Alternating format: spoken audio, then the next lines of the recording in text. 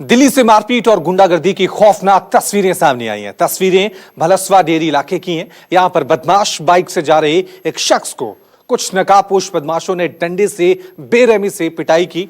गुंडागर्दी और मारपीट की ये तस्वीरें सीसीटीवी में कैद हो गई है। काफी देर तक बदमाश इस शख्स को बाइक से गिराकर ऐसे ही पीटते हैं। हैरानी की बात यह है कि वहां मौजूद लोगों में किसी ने भी इसको बचाने की कोशिश नहीं की। बताया जा रहा है कि यह वीडियो 6 जून का है, जब पहले से घात लगाकर कुछ बदमाशों ने नूर मोहम्मद नाम के शख्स की बेरहमी से पिटाई कर दी। कहा जा रहा है कि कुछ दिन पहले नूर मोहम्मद का कुछ लोगों से झगड़ा हो गया था, जिसके बाद बदमाशों ने नूर मोहम्मद की बेरहमी से पिटाई कर दी। नूर मोहम्मद को भी इलाके का दबंग बताया जा रहा है। अब नूर मोहम्मद की शिकायत पर पुलिस ने 5 आरोपियों को गिरफ्तार कर लिया है। तस्वीरें देखिए किस तरह से दिल्ली की सड़कों पर गुंडागर्दी की जा रही है। एक शख्स को सरेआम कुछ बदमाश लाठी डंडों से पीट रहे हैं और सबसे जो चिंतनीय बात यह है कि शख्स को बचाने मौजूद कोई भी शख्स वहां नहीं आता है और बड़ी आसानी से शख्स को पीटकर ये बदमाश वहां से बड़ी आसानी से फरार हो जाते हैं। चलिए इस खबर पे और ज्यादा अपडेट के लिए सीधा रुख करते हैं हमारे संवाददाता विमल कौशिक का। विमल, जो तस्वीरें सामने आई हैं वो डराने वाली हैं। कैसे बीच सड़क पर सरेआम कुछ बदमाश आते हैं और शख्स को पीटकर फरार हो जाते हैं। अभी तक पुलिस ने इस पूरे मामले में क्या कुछ कार्रवाई की है, क्या कुछ जानकारी मिल पाई है?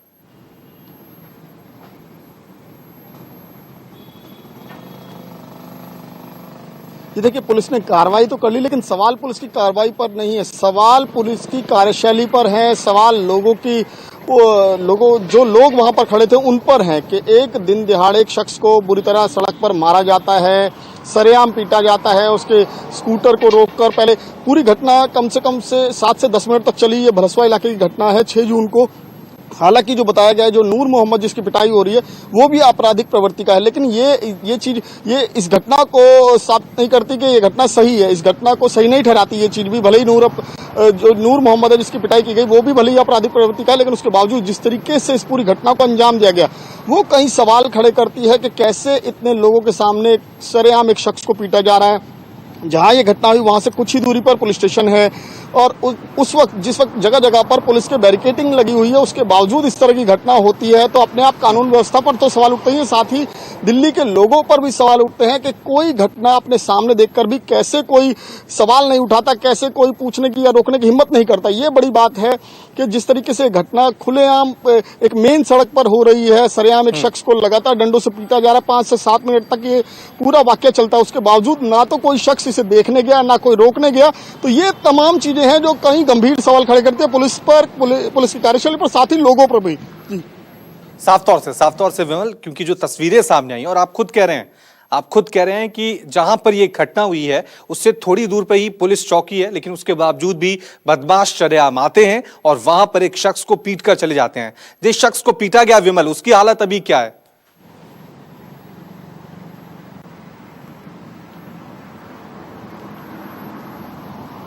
देखिए, उसको उसी वक्त अस्पताल में ले जाया गया। फिलहाल उसकी हालत स्थिर बनी हुई है, लेकिन बड़ी बात जो पुलिस की जांच में जो सामने आई कि दोनों पक्ष में आपस में झगड़ा था, पहले भी 1-2 बार झड़प हो चुकी है।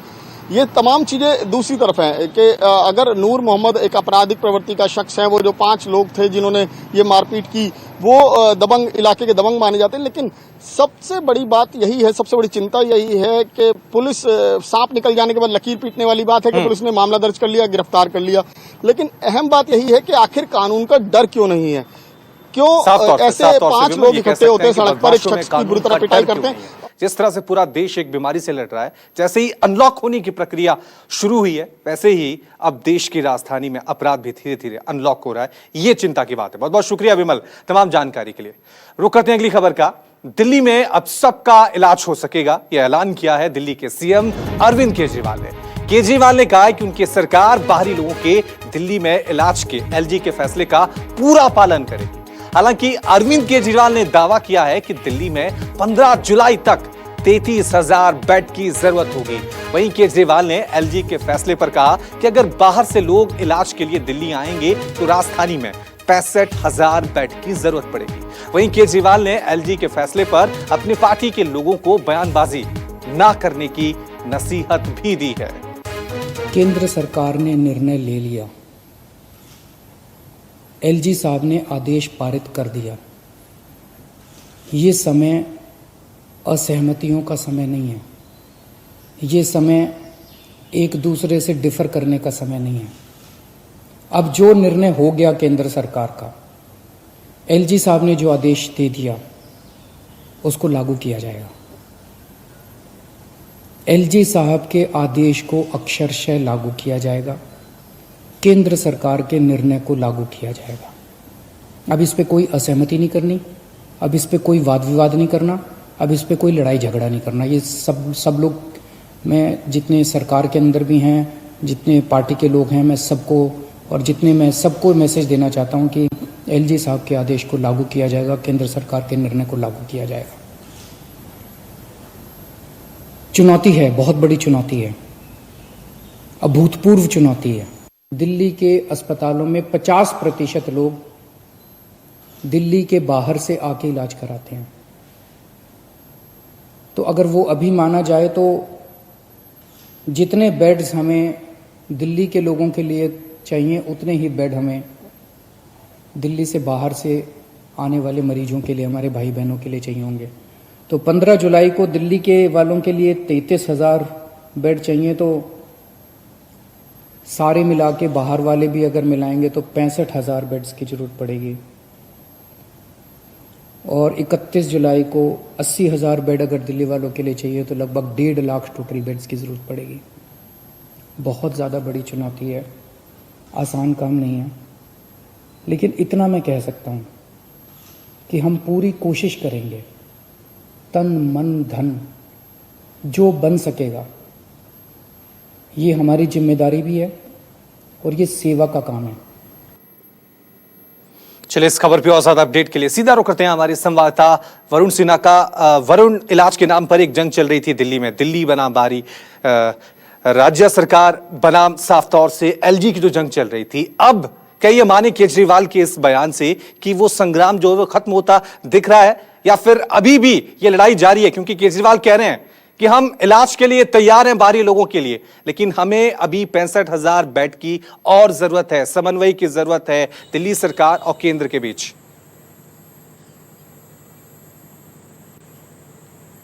देखिए, दिल्ली सरकार की जो रिपोर्ट है उसके मुताबिक 31 जुलाई तक दिल्ली सरकार 80,000 बेड की तैयारी करने में जुटी पड़ी है। दिल्ली सरकार का यह मानना है कि अगर आप खुद सोचिए कि अगर 80,000 बेड की दिल्ली सरकार जुलाई तक तैयारी करके बैठी है तो उसका ये मानना है कि कोरोना पॉजिटिव मामला कम से कम 4 से 5 लाख हो सकता है, यानी कि ये लगातार बढ़ने की बात की जा रही है। सेकंड बात, कल डिप्टी सीएम ने भी कहा कि जून और जुलाई में स्थिति बहुत ज्यादा खराब हो सकती है। लगातार होम क्वारंटाइन की बात चल रही है दिल्ली के अंदर, लोग घरों में जो है वो अपना इलाज कर रहे हैं। इसके अलावा बेड्स की जिनको जरूरत पड़ेगी उसके लिए बेड्स की व्यवस्था करने की सरकार के लिए चुनौती है। तो अगर ऐसे में दिल्ली सरकार जो लगातार डॉक्टर्स की कमेटी, जो वर्मा कमेटी थी, इसके अलावा जो एक कमेटी और थी जिसने रिकमेंडेशन दिया और इस बात का जिक्र किया था कि जून और जुलाई के महीने में दिल्ली में स्थिति अगर खराब होती है तो ऐसी परिस्थिति में दिल्ली सरकार को कहीं ना कहीं 80,000 बेड को अपने अंदर रखना होगा। तो आपको कल याद होगा कि कल दिल्ली सरकार ने स्टेडियम्स को, तमाम जितने दिल्ली के स्टेडियम्स हैं उनको कहा है कि वहां पर बेड्स की व्यवस्था की जाए। होटल्स और गेस्ट हाउस को जो है वो इसके अंदर इंक्लूड किया गया है। लेकिन मैं एक बात स्पष्ट तौर पर समझाना चाहता हूं, वो ये कि दिल्ली सरकार इस समय किसी भी तरीके से सेंट्रल गवर्नमेंट से और उपराज्यपाल से भिड़ने के मूड में बिल्कुल नहीं है। वजह उसके पीछे यह है कि दिल्ली को इस समय पैसा चाहिए, आर्थिक रूप से उसको पैसा जो है कहीं ना कहीं सेंट्रल गवर्नमेंट से मिलेगा, और इस समय संबंध खराब करना निश्चित तौर पर नुकसानदायक हो सकता है दिल्ली सरकार के लिए। इसलिए अरविंद केजरीवाल ने सीधे तौर पर कहा कि अब जो कुछ हुआ उस पर बयानबाजी नहीं करनी है, हमें कोशिश करनी है कि इस बात को यहीं खत्म किया जाए, और जो भी जैसे भी इलाज की व्यवस्था केंद्र सरकार कह रही है करने के लिए हम लगातार करेंगे। हमारी प्रायोरिटी ये रहेगी कि हम ज्यादा बेड दिल्ली के अंदर लोगों के लिए मुहैया कराएं। लेकिन वरुण, जिस तरह से आप कह रहे हैं कि अब जो केजरीवाल का बयान है, चाहे वो स्टेडियम्स को लाना हो, चाहे होटल्स को लाना हो, मैसेज जा रहा है कि हम अब भिड़ने के लिए तैयार नहीं है। अब सवाल यही है, क्योंकि जब से कोरोना का ये संकट काल शुरू हुआ था तब से दिल्ली सरकार बनाम केंद्र की जंग शुरू हुई थी। कभी वो सैलरी के लिए पैसा मांग रहे थे, कभी पीपीई किट मांग रहे थे, फिर उसके बाद दिल्ली बनाम बाहरी इलाज हो गया था। तो जो समन्वय है ये पहले से क्यों नहीं बना? ये जो विवाद है ये बीच में आए, क्योंकि इससे बहुत ज्यादा परेशानी दिल्ली के आम नागरिक को हुई है, देश के आम नागरिक को। पहले ये चीजें क्यों नहीं सुलझाई? पहले क्यों नहीं सोचा गया कि चलो विवाद छोड़िए, अब लोगों के बारे में सोचिए? देखिए, अभी दिल्ली के जो हालात हैं उससे एक बात स्पष्ट है कि दिल्ली अगले 2 महीने में वहां पर स्थिति बहुत ज्यादा खराब होने की नजर आ रही है। लगातार जो कमेटी दिल्ली सरकार ने बनाई है, उन कमेटी की रिकमेंडेशन है कि अगले 2 महीने अगर आपने संभाल लिए तो फिर शायद इस स्थिति से आप आसानी से निपट सकते हैं। लेकिन अगले 2 महीने यानी कि जून और जुलाई अगर आप नहीं संभाल पाते इस पूरे महीने में और अगले महीने तक, तो ऐसी परिस्थिति में दिल्ली की हालत बहुत ज्यादा खराब होने वाली है। दूसरी बात, दिल्ली सरकार ये जानती है कि इस पोजीशन में जहां वो खड़ी है, जहां लगातार कोरोना के 1000 से ऊपर रोजाना मामले सामने निकल के आ रहे हैं, जहां पर उसको आर्थिक रूप से मदद चाहिए सेंट्रल गवर्नमेंट से, ऐसी परिस्थिति में उपराज्यपाल जो माध्यम हो सकते हैं उनसे संबंध खराब करना कहीं ना कहीं दिक्कत खड़ा कर सकता है। दूसरी बात कि लगातार अब सेंटर से भिड़ना इस पोजीशन में कहीं ना कहीं नुकसानदायक भी साबित हो सकता है। इसलिए अगर अपनी हालात खराब हो, अपनी परिस्थिति खराब हो, तो आपको समझदारी से ही काम करना पड़ता है। और शायद यही वजह है कि अरविंद केजरीवाल इस समय ये सोच रहे हैं कि दिल्ली को किस तरीके से इस जी के जंजाल से निपटाना है, बदलना है, हालात को सुधारना है, कोरोना के लिए इंतजाम करने हैं। और ऐसे में सेंट्रल गवर्नमेंट से भी अगर समन्वय बनाने की स्थिति बनती है जो पहले खराब थी, तो उस पोजीशन में भी अरविंद केजरीवाल तैयार नजर आ रहे हैं। जी, साफ तौर से वरुण ये कह सकते हैं कि परसेप्शन की गेम जो चल रही होती है सियासत में, उससे देश के आम आदमी का, दिल्ली के एक आम नागरिक का नुकसान ना हो, क्योंकि ये बीमारी लाइलाज है, इसके लिए इलाज की बहुत ज्यादा जरूरत। बहुत बहुत शुक्रिया वरुण तमाम जानकारी के लिए।